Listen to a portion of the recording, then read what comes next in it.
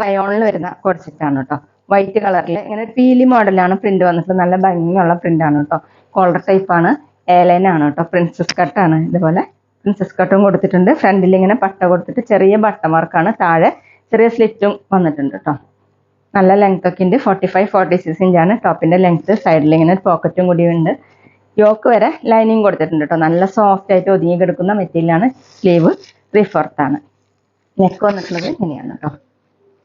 ഇതുപോലെയാണ്.